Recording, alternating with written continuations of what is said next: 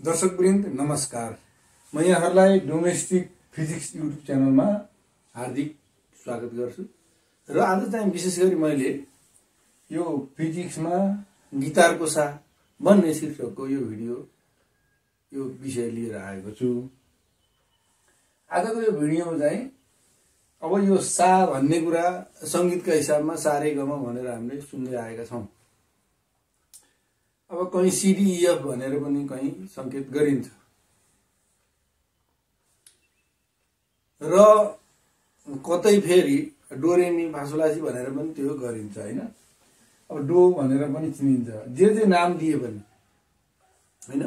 अब यो सा भन्ने चीजलाई फिजिक्समा हैन कसरी बुझिन्छ, विशेष गरी म गिटारको सन्दर्भमा है, गिटारको सन्दर्भमा सा चाहिँ गिटारमा सा कहाँ हुन्छ हैन र त्यसलाई फिजिक्समा कसरी बुझाइन्छ भन्ने कुरा मैले आज जानकारी गराउँछु। अब फिजिक्समा फेरि तीनटा कुरा हुन्छन् मूलतः पिच, भोल्युम, टिम्बर मध्ये।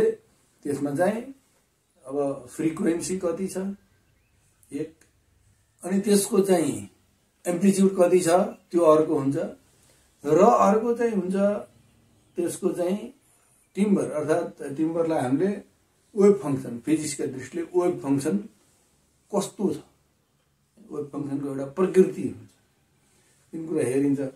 तर यो साको सन्दर्भमा मैले आज मलाई एम्प्लिट्युडको सन्दर्भमा पनि मैले हेरिरहेको छैन हैन, थोरै भनिरहेको छैन। वेभ फंक्सनको कुरा पनि मैले त्यो बाजासँग सम्बन्धित कुरा हो, गिटारको कुरा गरेपछि हैन त्यो मैले हेरेको छैन। अब यहाँ चाहिँ पिचका सन्दर्भमा अर्थात चाहिँ फ्रिक्वेन्सीका सन्दर्भमा अर्थात साइकल पर सेकेन्ड है, हर्ट्जका सन्दर्भमा मैले आज थोरै जानकारी गराउँछु। अब सा भनेपछि एउटा अब C1 पनि सा हो, C2 पनि सा हो, C3 पनि सा हो, C4 C5 थुप्रै C1 C2 हैन, C3 C4 यस्ता C5 चाहिँ धेरै त हुन्न, निश्चित रेन्जसम्म यी सबै सा हुन्। यी मध्ये पनि अब पुरुषले सा भन्ने चाहिँ C3 भन्छ है। यो पुरुषले, पुरुष गायकले सा रियाज गर्नु पर्यो भने C3 भनेर गर्छ। जस्तो हामीले स्ट्रिङ नम्बर 5 1 हैन, मसिनोबाट 1 है, यो स्ट्रिङ नम्बर 1 भयो, यो स्ट्रिङ नम्बर 2 भयो, स्ट्रिङ नम्बर 3 भयो हैन। अब त्यो स्ट्रिङ नम्बर 4 भयो, स्ट्रिङ नम्बर 5 भयो है। यो 5 हो, मैले यहाँ थिचेपछि यो के भयो, सा भयो है। अब यो चाहिँ के हो, पुरुषले सा भन्दाखेरि यो लेभलमा आउँछ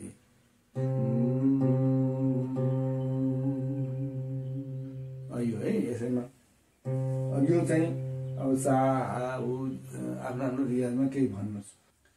अब साको लेभलमा कुनै शब्द गाए पनि पुरुषको चाहिँ सामान्यतः यो हुन्छ। फेरि पुरुषले सिफो गर्न नसक्ने भन्ने हुन्न, हाईमा सिफो पनि लैजान्छ, अन्त कोही अझ माथि पनि लाने कुरो हुन्छ, कोही फल्सेटो यताउति गरेर हैन, अनि डाउन C2मा आउने नि कुरो हुन्छ। तर सामान्यतः हैन पुरुषको लागि मध्य सा भनेको C3 हुन्छ। अब C3 को हर्ज कति भन्ने हुन्छ, अब जसमा 1308113 हर्ज भनेर भनिन्छ है फिजिक्सका दृष्टिले। अब हेर्नुहोस्, हामीले संगीतमा सा भनिरहेका हुन्छौं, तर चाहिँ फिजिक्समा चाहिँ यसको हर्ज गर्दाखेरि 130.813 हर्ज हुन्छ।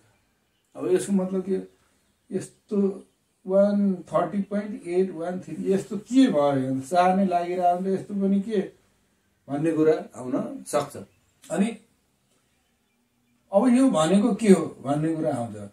यो 130.813 भनेको 1 सेकेन्डमा, हामीले टाइम त 2 सेकेन्ड लिन नि सकिन्थ्यो, 1.5 सेकेन्डलाई 1 मान्न नि सकिन्थ्यो नि। अहिले भइराखेको सेकेन्ड 1.5 सेकेन्डलाई 1 युनिट टाइम मानिदिएको भयो भने त्यही हुन्थ्यो। सेकेन्ड भन्ने कुरा त हामीले मानेको कुरा हो, त टाइम पो रियल हो त हैन। टाइमलाई मेजर गर्ने युनिट त हामीले एज्युम गरेको हो नि त, सपोज गरेको हो नि त। ल यतिकोलाई मानौँ, जस्तो केही नाप्दाखेरि पहिला हातले 1 हात 2 हात भन्ने चलेको थियो व्यवहार, पछि होइन मिटर जतिलाई नापाउँ त 1 भनेर बनाए। त्यसै चाहिँ सेकेन्ड चाहिँ अब होइन घडी पला थिए होइन, विभिन्न थियो नि, कला काष्ठ विभिन्न भए, यताको कुरा होइन, छन् त घन्टा मिनट जे माने पनि होइन। अब सेकेन्डलाई युनिट टाइम मानियो होइन, त्यही सेकेन्डको टाइम अलिकति बढाइदियो भने यो 131 पनि हुन्छ र यसैलाई 131 मान्न पनि सकियो होइन। अब अझ बढायो भने त्यही यो त उही भाइब्रेट गरिरहेको हुन्छ। ल 2 सेकेन्डलाई 1 सेकेन्ड मानिदिएको भए त हाम्रो यसको चाहिँ डबल हुन्थ्यो। यो त गणित हो क्या, देखिने गणित र युनिटहरू के हुनु भन्दा मान्छेले बनाएका कुराहरू हुन्, गणनाका मान्छेको रचना हो त्यो होइन। एउटा चाहिँ अब यो एउटा स्ट्यान्डर्ड पनि भयो होइन, मान्छेले एउटा आइडिया हो कि मान्छेले बनाएको, केही कुरा बुझ्नका लागि, केही कुरा गर्नका लागि, केही कुरा धेरै थोरै थाहा पाउनका लागि, तुलना गर्नका लागि होइन, अनि वर्गहरू विभाजन गर्नका लागि। अब गणितका लागि हामीले चाहिँ गणितलाई हामीले त्यसरी प्रयोग गरेका छौँ। अब फेरि अब यही के छ भने C3 त यो भयो, हामीले चाहिँ पुरुषले चाहिँ यो उसमा चाहिँ यो लेभलमा चाहिँ गर्छन्। अब महिलाहरूले सामान्यत है, फेरि महिलाहरूले तल यो C3 मा चाहिँ गाउन नसक्ने भन्ने नि हुन्न, महिलाहरू पनि आफ्नै रेन्ज हुन्छ, तर सामान्यत है बढी जस्तो चाहिँ के हुन्छ C4 मा महिलाहरूको होइन टक्क चाहिँ अलिअलि पातला पातला आवाज सुनिन्छ नि, त्यो भनेको उपल्लो कोही अक्टेभ भन्नुहुन्छ, त्यो द्वादशक होइन। रेन्ज कति हुन्छ 261.616 यति हर्ज भयो भने फेरि त्यो माथिको, जस्तो अब यहाँ हेर्दा अब यहाँनिर हेर्नुहोस् है, यो पनि सा हो नि सिधाबी। अब यो माथिको भयो, अब यहाँ पनि थियो सा, यो चाहिँ पुरुषले गर्दाखेरि रियाज गर्दाखेरि सुरु गर्ने हुन्छ, महिलाहरूको चाहिँ भन्ने त सा यहीमा गऱ्यो भने। हुन त फेरि महिलाहरूको अन्य नोटबाट रियाज गर्ने चलन हुन्छ, अन्य नोटलाई सा मानेर, त्यो भनेर चाहिँ रिलेटिभ सा हो, स्ट्यान्डर्ड साको कुरा गरिरहेको छु मैले है। यो सा र यो सा त फरक छ त सुन्न त होइन, तर यिनीहरूको सुन्दाखेरि म्याच हुन्छ होइन, दुगुण हुन्छ, ठ्याक्कै 2 गुणा जति यो गइराखेको हुन्छ।